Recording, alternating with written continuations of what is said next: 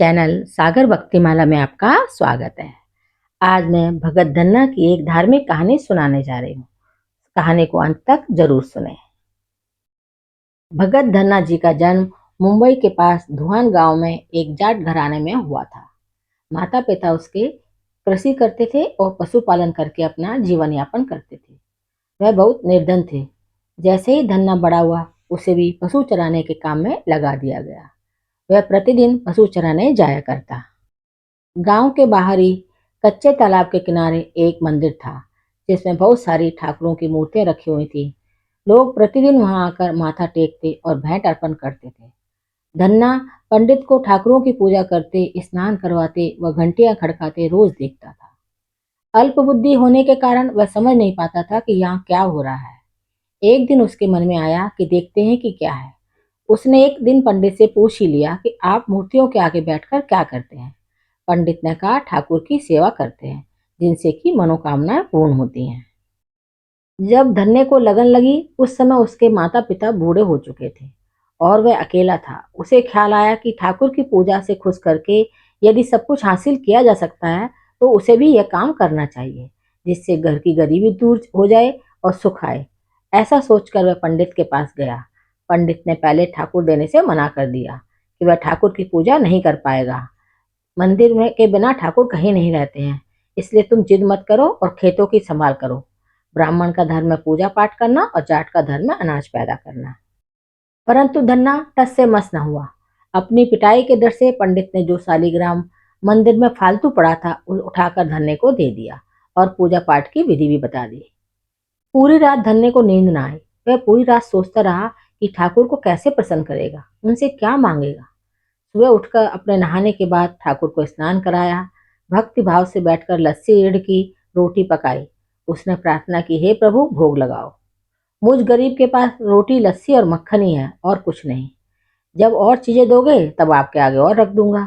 वह बैठा ठाकुर जी को देखता रहा। अब पत्थर भोजन कैसे करे। पंडित तो भोग का बहाना लगाकर सारी सामग्री घर ले जाते थे, पर भले बालक को इस बात का कहाँ ज्ञान था।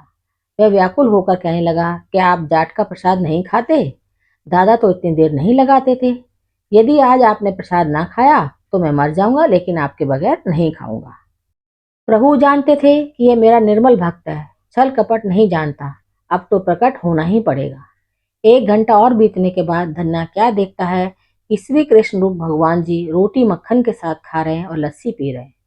भोजन खाकर प्रभु बोले, धन्य जो इच्छा है मांग लो, मैं तुम पर प्रसन्न हूँ। धन्य ने हाथ जोड़कर विनती की, जो तुम्हारी भक्ति करते हैं तुम उनके कार संवार देते हो, तो मुझे भी गेहूं दाल व घी दे दीजिए, मैं खुश हो जाऊंगा।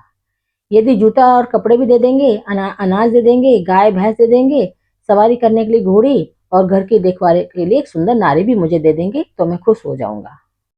धन्य के ये वचन सुनकर प्रभु हंस पड़े और बोले, यह सब वस्तुएं तुम्हें मिल जाएंगी। प्रभु बोले, और कुछ? प्रभु, जब भी आपको याद करूं आप दर्शन दीजिए, यदि कोई जरूरत हुई तो बताऊंगा।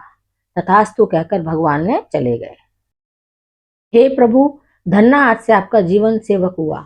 आपके अलावा किसी अन्य का नाम नहीं लूंगा। धन्ना खुशी से दीवाना हो गया। उसकी आंखें बंद हो गईं। जब आंखें खोली तो प्रभु वहां नहीं थे। वह पत्थर का शालिग्राम वहां पड़ा था। उसने बर्तन में बचा हुआ प्रसाद खाया, जिससे उसे तीनों लोकों का ज्ञान हो गया। प्रभु के दर्शनों के कुछ दिन पश्चात धन्ना के घर में सारी खुशियां आ गई। एक अच्छे अमीर घर में उसका विवाह हो गया। उसकी बिना बोई भूमि पर भी फसल लहरा गई। उसने जो जो प्रभु से मांगा था उसे सब कुछ मिल गया। किसी ने धन्य से कहा, चाहे प्रभु तुम पर प्रसन्न हो, फिर भी तुम्हें गुरु बनाना चाहिए। उसने स्वामी रामानंद जी का नाम बताया। एक दिन अचानक ही रामानंद जी उधर से निकले। धन्य ने दिल से उनकी खूब सेवा की तथा दीक्षा की मांग की। रामानंद जी ने उनकी विनती स्वीकार कर ली और दीक्षा देकर धन्य को अपना शिष्य बना लिया। धन्ना भगवान के नाम का स्मरण करने लगा।